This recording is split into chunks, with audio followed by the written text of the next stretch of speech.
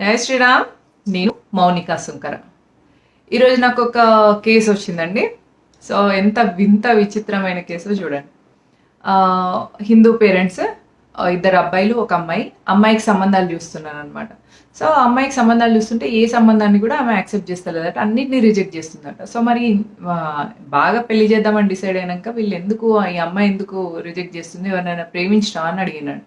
అంటే ఎవరిని ప్రేమించలేదని చెప్పిందట.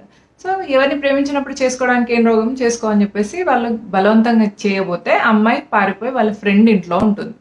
సో ఇప్పుడు వాళ్ళ ఫ్రెండ్ ఇంట్లో ఉన్నప్పుడు వీళ్ళు మిస్సింగ్ కేసు ఫైల్ చేసిన తర్వాత పోలీస్ వెళ్ళేసి అమ్మాయిని తీసుకొచ్చిందట. తీసుకొచ్చి కోర్టులో సబ్మిట్ చేస్తే తెలిసిన వెరైటీ విషయం ఏంది అక్కడ అంటే, ఈమె వెళ్ళి ఎవరింట్లో అయితే ఉందో ఆ అమ్మాయి పేరు అఫ్రీన్ బేగం.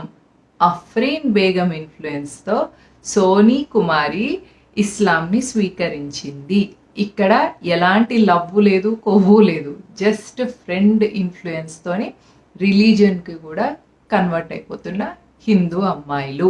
సో హిందూ తల్లిదండ్రులు ఏం చేస్తున్నారంటే ఖాళీ ప్లేట్ని పెట్టేస్తున్నారు అనమాట. ఒక స్లేట్ ఎట్లయితే ప్లెయిన్గా ఉంటుందో అట్లానే ఉంచేసేసరికి వేరే మతం వాళ్ళు రాసేస్తున్నారు. ఏది రాస్తే దాంతో వెళ్ళిపోతున్నారు. సో ఇప్పుడు ఈ సోనీ కుమారికి అఫ్రీన్ బేగం ఇచ్చిన ఇన్ఫ్లుయెన్స్తోని, అఫ్రీన్ బేగం ఇస్లాం గురించి చెప్పిన గొప్ప విషయాలు తెలుసుకొని సోనీ కుమారి ఇస్లాం మతాన్ని స్వీకరించింది.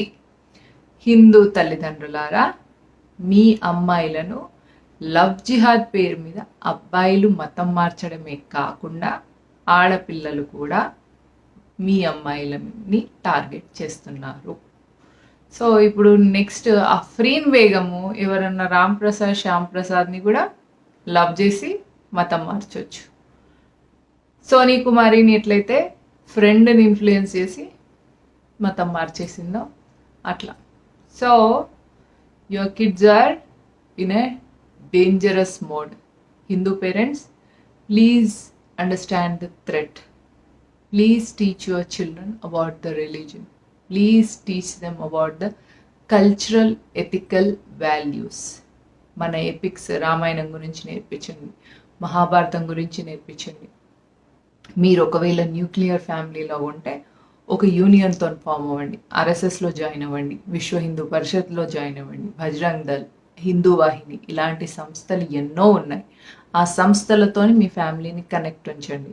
ఆర్ఎస్ఎస్ ఓన్లీ మగవాళ్ళకే ఉంది అని అనుకోకండి. ఆర్ఎస్ఎస్ ఆడపిల్లలకు కూడా ఉంది. దాని పేరే రాష్ట్ర సేవికా సమితి. This is the world's one of the largest women organization which works for women. It's worked by the women and it works for Bharata Mata, and it is purely, its motto is purely safeguarding this civilization. So మీ పిల్లల్ని, అమ్మాయిలైతే రాష్ట్ర సేవికా సమితిలో join చేయండి, అబ్బాయిలైతే రాష్ట్రీయ స్వయం సేవక్ సంఘ్లో వేయండి. Save your kids. జై